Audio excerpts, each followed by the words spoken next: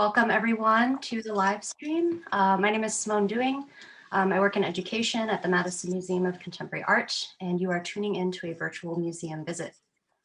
Tonight we're joined by MMoCA curator Mel Becker Solomon, who will be offering a remote gallery talk that offers a kind of behind the scenes look at some of the art on display in Full Circle Acquisitions and Exhibitions, a new exhibition of permanent collection works opening Saturday, November 14th, and the show will run through March 21st, 2021. As COVID numbers continue to rise here in Wisconsin, we encourage you to stay home as much as possible, continue to wear your masks in public, and practice social distancing. Before I hand it off to Mel, just a reminder that you can ask Mel questions by submitting a comment on the live stream during the tour, and I'll make sure that he sees them. So thanks for joining us. And with that, I'll leave it to Mel. Mel, thanks for being here. Hi, thank you so much, Simone. I hope everybody can hear me. I'm here in the museum, so I have my mask on. If you're having trouble hearing me, please let Simone know and I can try to speak louder.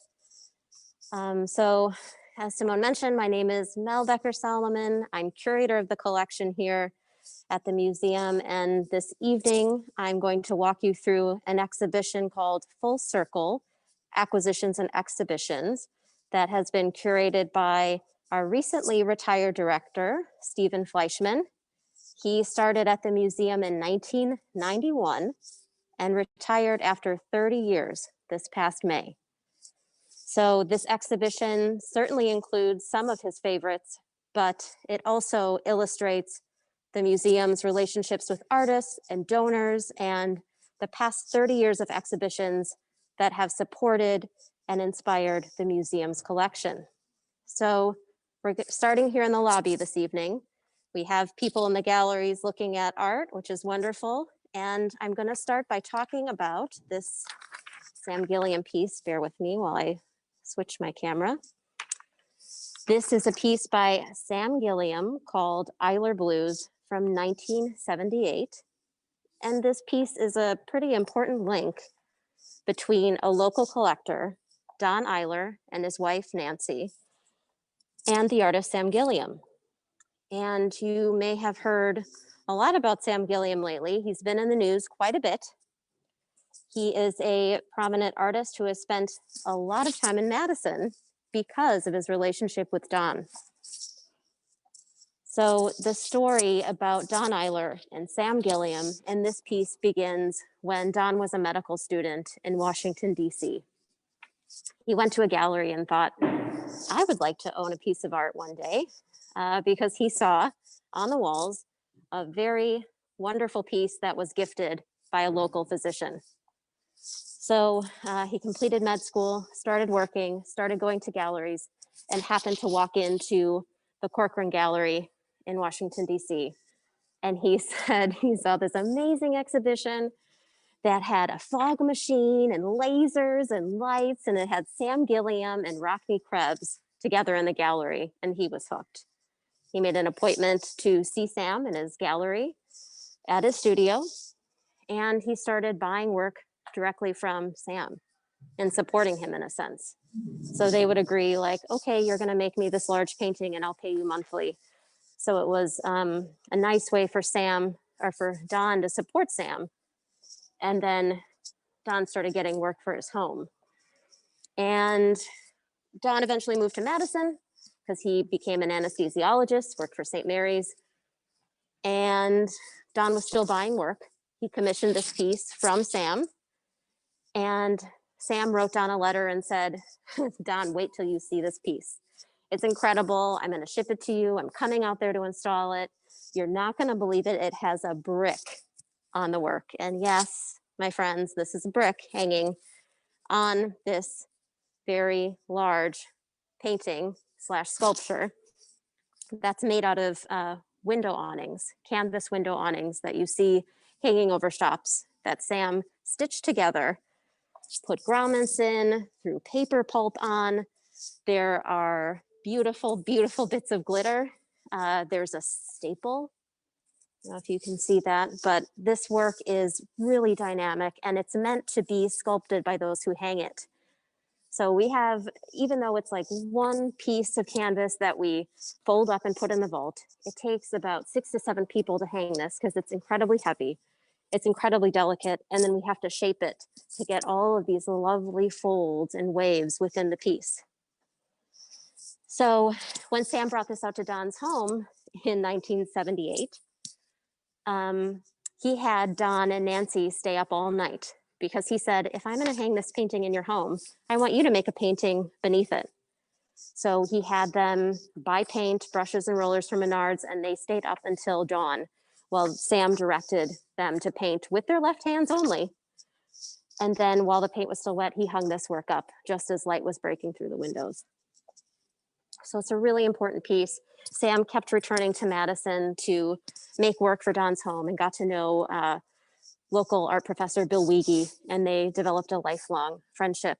And he passed away last week, and we miss him greatly. So now I'm going to head up the stairs here, and I wish the sun was still shining because you could see this very brilliant work by 2 Argentinian artists, Rosario Marquardt and Roberto Bejar, who live in Miami.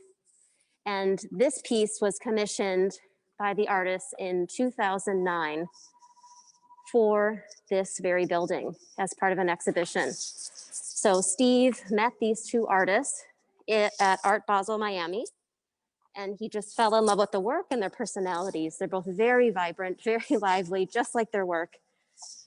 And he asked them to commission a piece for the building that played with the architecture of the building, the Caesar Pelli building. And they said, sure, great.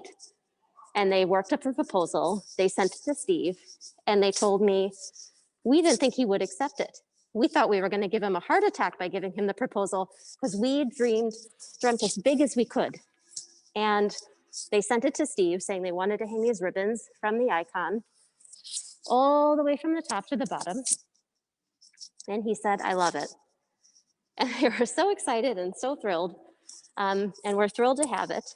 And the work is called Mask, appropriate for today. But for them, they were thinking of masks as being these alternate identities, these temporary identities, where you're temporarily free and you can perform.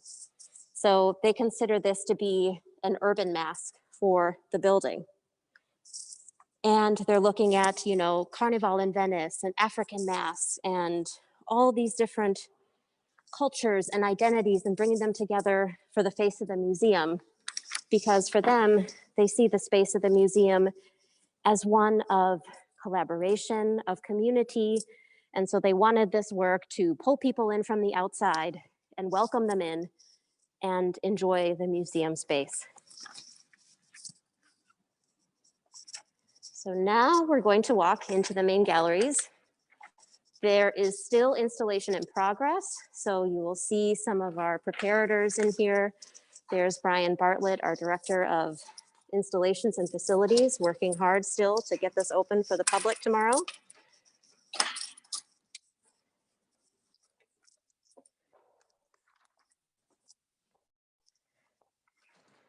Hello, Brian, and thank you. I'm going to start off by talking about a new acquisition here, a recently purchased gift by artist Truman Lowe, who is a Ho-Chunk artist, a professor of art at UW-Madison, and also was the former curator of Smithsonian's National Museum of the American Indian in Washington, D.C. This is also a new work that we purchased from his studio last year. Unfortunately, he passed away from cancer in 2019. And Truman was much loved in this community and grew up on the Black River in Wisconsin. And as a native artist, he would go with his parents to collect sticks in the forest to make baskets with his mother and father. So he really understood the properties of wood. He understood wood's limitations. He knew how far he could push it and bend it to make the shapes that he wanted. So Lowe emulates the shapes of his mother's baskets here but he also is emulating the ribbing of a canoe, a common symbol in Native American arts. And it's also important to note how incredibly minimalist it is. He was looking at minimal artists like Sol LeWitt and Larry Bell, and emulating the shapes of canoes and baskets, and playing with light, looking at the shadows of the galleries. Hey, And Mel. yeah. We just got a really weird but also kind of awesome computer glitch with your voice. Can you repeat the last thing you said? Sorry about that. That's all right. I'm not sure what I just said, believe it or not, but I was going to say that we held an exhibition here at the then Madison Art Center in 2001 of his work. And then now we have this lovely piece in the collection, several pieces. Thank you. All right, you're welcome. Next, still work in progress here. I'm going to talk about this Carl Worsom puppet that is still being installed. It is a puppet, a marionette, that hangs from our ceilings. It is a Martian. It's called Mighty Mite Quilted Twin, and it even has a little yo-yo. And Carl Worsom is a Chicago Imagist artist who found inspiration in vintage toys and comic books, but also he spent a great deal of time in Mexico and was inspired by the pottery and the artwork there. So the head of this Martian looks like a top, a spinning top. And then we also, of course, have the yo-yo. But he also, Carl Worsom, made this beautiful orange suit. I had asked his wife, did Carl make the suit? Do you know? And she said, oh yes, he made it. He stitched it. I tried making one and I stopped because he was such a perfectionist and hovering over my shoulder. She's like, I quit. So he made them from here on out. And he made this lovely, shiny orange suit for this wonderful puppet. And so Carl, as a little boy, he would go to Marshall Field's shopping center with his mother. And within that department store, they had a puppet theater, which the mothers and fathers who would bring their kids into shop, they would dump them at the puppet theater and go shop while they were being entertained. I wish they still had that today. So let's move on. Here's a Tim House by the Clayton Brothers. And I just want to quickly note that one day when this was being installed a few years ago, I came by, and you can sit in here. And because of COVID, you can't sit, so I shouldn't announce you can sit in here. Usually you can, but we have the door shut here. I stopped by, and our former director, Steve, was sitting in here, listening to the music, looking at the works. And I said, how you doing, Steve? And he said, I wouldn't mind being buried in here. Just thought I'd share that with you. I still tease him about it. Dark humor, sorry if you're not into that, but if you know Steve, you'll find it funny. So Tim House. All right, the next piece, I'm just walking through the gallery here. The next piece I want to talk about, attached to it as well, is this piece by Ursula Von Wyckoff, Krasovica, which means beauty in Slovak. And for Ursula, these bowl shapes are very nourishing, very maternal. They provide you life, they provide you energy, they provide you comfort. She says they're like mothers. And she makes them by taking these cedar planks. You can see there's several cedar planks that she cuts up with a chainsaw, then glues them together in several spots. You can see glue dripping down. I'll see if I can find a spot where you can see glue. Of course, I won't find one now. And then she hacks at them some more with a chainsaw and then gets them to the shape she wants and then rubs graphite on them. You can see some glue in here. So then what happened in 2006, when the museum opened, one of the guards was on shift for the brand new museum, because we had this exhibition in 1998. So we had these out in 2006 again for the opening of the new building here. and a guard is sitting at the front desk. Ursula walks in. She gets on the floor, crawls underneath the sculpture, and starts touching up her work with graphite. The museum guard was kind of sure that was Ursula, but wasn't quite sure. So he called Steve up on the phone and said, I think the artist is here touching up their work. And she was on the floor. And even at the opening in 1998, her hands were covered in graphite as she rubbed the pieces to get them to look just how she wanted them to. Let's talk about Brad Collhammer. Brad Collhammer is a Native American artist who says he's ambiguously Native because he was adopted by German parents in Wisconsin. So he didn't know what tribe he was from, where he was from. That's him right there. It's a self-portrait within the work. And he made these watercolors through a residency we had here at the museum. We set him up in a hotel along the Mississippi River. He went to Wyalusing State Park and just started making these watercolors. And so a lot of them feature these eagles and these hawks that he saw while he was there working. And throughout the imagery, next to all of these bison and eagles and other animals here, you will see all of these little smiley faces. Brad Collhammer also includes a lot of pop imagery. He used to work at Topps Chewing Gum. He was their design director there for quite a while. And he told me with this exhibition in 2000 that these works were included in, he remembers one thing from the comment book, and that was somebody said, he had a bunch of stuffed coyotes because he was trying to get a feel for, he liked to really bring everything into the gallery about the Midwest and where he was from. And he had these stuffed coyotes. And he remembers somebody wrote, "Lose the coyotes" in the comment book. He thought that was pretty funny. Here he is. I'm gonna talk about one more work. Here we have, I'm not talking about this one, but I'm just walking by it. Donald Lipsky, Texas Instruments. There's Nancy Mladenoff, Undertow, T.L. Soline, Sap. We have John Wilde over here. Sorry, I'm doing a little dance. David Nash Cracking Box.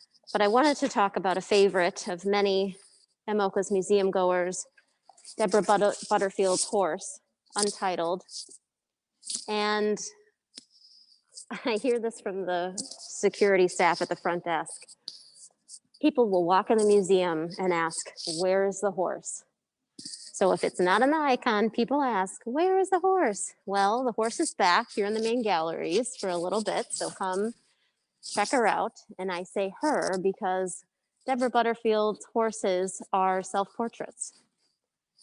And we had an exhibition here of her work, and this horse was not part of that exhibition.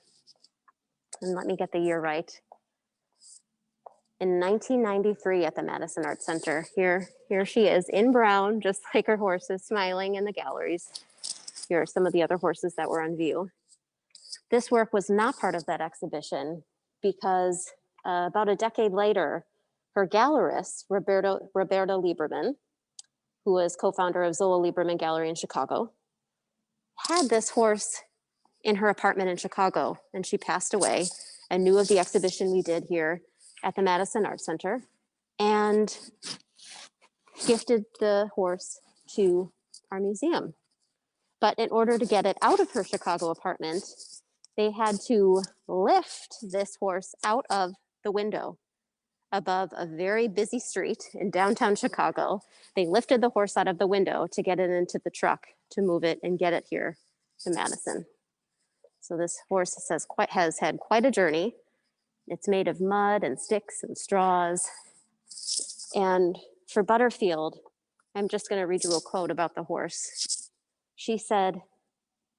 The sticks and mud suggest its forms were left clotted together after the river flooded and subsided. The pieces are dark and almost sinister, reflecting the realization that I was perhaps more like a warhorse than a quiet mare. For me, they represented the process of attitudes and feelings taking shape after a flood of experiences. So with that, I'm going to continue walking around, but hand it back to Simone to see if anybody has any questions about any of the works on view, or for me, or anything in general. Great, thanks, Mel. I know that you selected some works, but there's obviously a lot you didn't cover. So if any of you out there have questions, you can ask questions about work that you're kind of seeing in the periphery or anything Mel talked about. But again, we're looking at Full Circle. So this is an exhibition that opens November 14th, is on view through March 21st of next year. This is a stone house here, very shiny, this oil painting. Really nice, kind of modeled after, yes, that beautiful Frida. So, okay, yeah, we have one question. I'll take it. You, and I'm kind of, juggling technology, so bear with me. But so Katie, I should say our own Caitlin at the museum here asks if you have a favorite object in Texas Instruments. Oh, yeah, I do. Thank you for asking. That's a good question.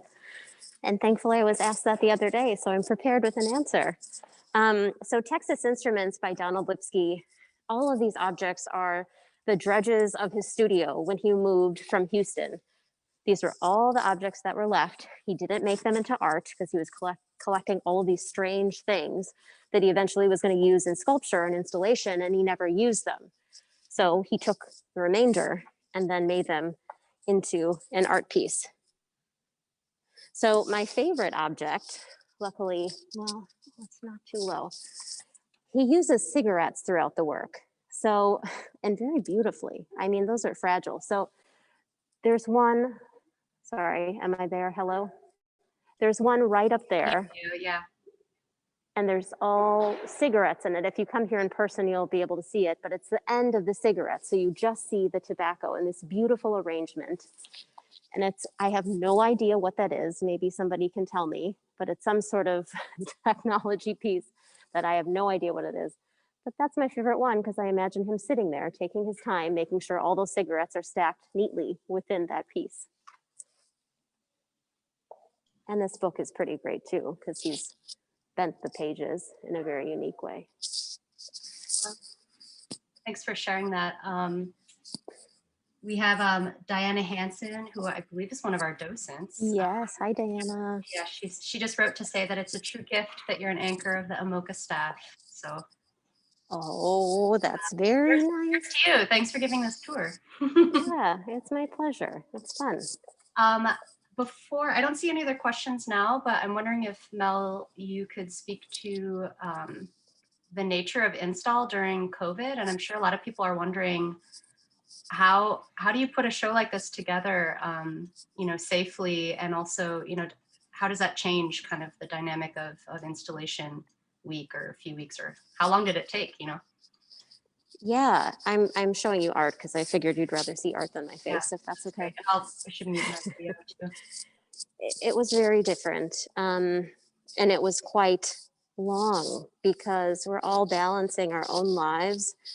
I mean, many of us on staff have children and other responsibilities and who are not at school, and trying to figure out when we can get in the gallery to safely hang work, to talk about layout, to get labels hung, and to do that safely, so within 6 feet. So some of the works are quite large, and if we could find 2 people to safely distance and quickly get it on the wall, but carefully, like the Jane Hammond, for example. But it was very different. I mean, installs are a time that I feel museum staff really cherishes, and we really like being in here together. It's a real team building activity. And luckily the main galleries is 10,000 square feet. So there were quite a few of us in here I say quite a few, but for our staff, 5 people, 6 people in here at a time, just spaced out. And we got it done, but it did take longer because we weren't in here every day. Our staff is only here 50% of the time. And we're just all doing our very best, but I'm really pleased. As you can see, Bruce and Brian are still working, putting the finishing touches on. So I'm really thankful for the crew. Yeah, you can tell. I mean, there's a lot of interesting work in this show, and you can kind of tell that some of them require special, installation processes and hardware. And so hats off to you all for getting that done. And let me see, no more questions yet. So y'all don't be shy. We'll probably stay on the stream for another 5 minutes or so. And I guess in the meantime, well, Kelly says good job with the install. I'm excited. Thanks, Kelly. We've got a lot of museum staff love going on, which is nice because we don't see each other that much these days. Yeah. But I guess I'm curious, like, kind of the nature of how the show came together. And I know you mentioned, I believe you mentioned that Steve, this was kind of Steve's vision, before his retirement, that this was, kind of like all of this work that is kind of coming from a place of an endearment or sort of an appreciation of Steve's, of understanding the collection and being, close to it for so many years. So what was that process like, working with kind of a group of objects that, you have this responsibility to sort of lay out in space? Did he have a say in the layout, or how did that work, that collaboration? Yeah, that's a really good question, Simone. So Steve had put together the checklist for this exhibition and basically said, Mel, I'm handing you the keys. And here's a young Steve, for those of you who don't know what he looks like, and his wife, Barbara, and Klaus Oldenburg. So he put together the checklist and then handed it over to me. So then, in my opinion, I got to do the fun part of then writing about the work.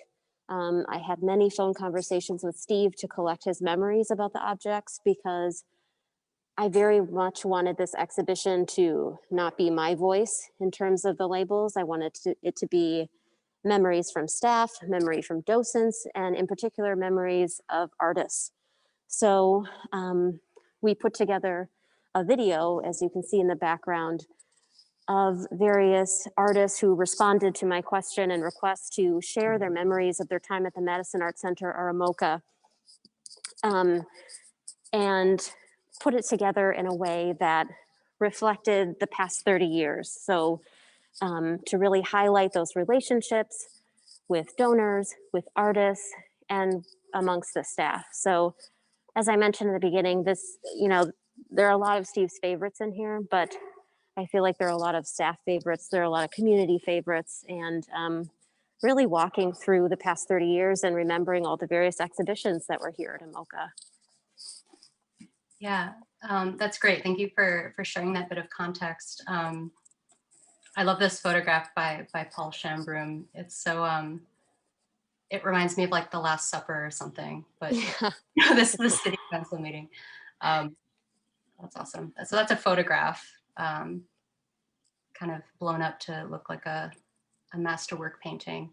So we have 2 more questions, or actually 3 more, and then I think we'll leave it at 3 because it's a Friday night, Mel. We don't want you to be at work all night, but thank you for staying on the live stream, and thanks all for your questions. So Anik, hi Anik. Anik asks, as you look at the works collected over the last 30 years, do you see themes that have emerged?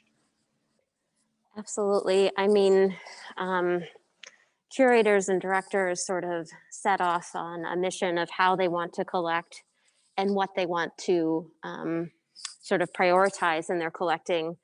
And it's interesting to do this exhibition now when we have a new director with Christina Brungart, and we're really looking at the collection and deciding how we want to move forward. How do we want to collect as we go forward in the next 30 years? So this is a nice way to sort of look back as we move forward. And some of the themes that our collection and some of the strengths of our collection, I think, are really in regional artists. I was walking through with some MFA students the other day, And they were so inspired to hear, because I kept saying like they were an MFA student here, or they were in a triennial here when they were an MFA student. And they're like, really? Wow. So it sort of bolstered their spirits and made them excited about being here in Madison and how we support the artists in our community. We also have a lot of Chicago Imagism. We're known for that. So that really came about during Steve's tenure, building that collection. A lot of contemporary photography, a lot of regional photography. So it'll be interesting to see where we take the collection and where we start to build and what strengths we'll have within the next 30 years. So good question, Anik. Thank you. Yeah, thanks, Anik. We appreciate the question. Caitlin, Katie asks, let me pull it up here. She says, Steve has a love for vintage toys, right? Do you think that played a part in drawing him to that Worsen marionette in particular? That's a good question. Yes, he does love vintage toys. He does love toys. I'm sure he was drawn to this piece because of that, as a lot of the images were really inspired by toys and comic books. They're just very playful. And probably also what drew him to Tim House, because there's a lot of similarities between what the imagists are doing and what the Clayton brothers are doing, looking at tattoos and flash art and just very illustrative comic like works within the house itself. Look at that kangaroo. That's great. So yeah, I would think so. I would like to think so. Cool. Thanks. We also have someone tuning in from Minneapolis who expresses their gratitude for being able to see this work remotely. So thanks, Lucy, for your comment. And then I think, do you want to take one more question? Sure, why not? I don't know how tired your arms are. You're getting in a workout. I'm all right, thank you. So LA asks, is there a book or guide you would recommend that teaches how to curate a wall of art? Oh my goodness. Of course, the last question is the toughest question, but a very good one. A book or a guide? I'm sure there are, but I can just tell you from my own experience, it really came from doing and seeing and working and having good mentors. I am so incredibly grateful for the mentors I've had in my life for curating works and curating exhibitions, who have taught me things like balance and looking at size of work. And also, if you have a person in a work, make sure they're not looking in the corner, things like that, just small tips. And it's just sort of, when you get in a gallery, you kind of know what looks good together, because when we start off, we have this little model and you put everything together and you're like, okay, this is my layout. This is what's going to happen. And then you get it in the gallery and sometimes things don't work together. Sometimes frames just look terrible next to each other. You have a very strong black frame with a very nice birch one, for example. So you can always email me. Maybe I'll have a better answer for you and I can do some research of my own to find you a book or a handout, but I'm always happy to talk to you as well. My email's on the website, but it's really just getting an internship, volunteering, working in museums, going to exhibitions, looking at as much as you can. Because when I go to a museum, I'm looking at the art, but mostly I'm looking at the layout and how they have things placed. So just practice. I think practice makes perfect. Not perfect, but good. Cool. Thanks, Mel. I thought that was a great answer. And thank you, everyone who tuned in tonight. It was a pleasure to be able to share this kind of behind the scenes look. Again, the show opens, if you're watching live, it opens tomorrow, Saturday the 14th. Here's Brian, one of our installations and tech crew members, the director. Bruce. Hi, Bruce. So we're seeing some of the gang here finishing install. We're excited to share this exhibition with you. Of course, COVID is still raging, so please be mindful if you do visit the museum and wear a mask and socially distance yourself. And yeah, thanks, Mel, so much. We really appreciate it. Yeah, you're very welcome. Please come in when you can. And this is a big gallery space, so I hope you can find the time to come in and safely look at some art. It's free. Please do. Yes, yes, museum and a lot of our programming is free. So Mel, we appreciate your time tonight, and everyone tuning in, we will see you for the next virtual visit. And good night. Bye, thank you.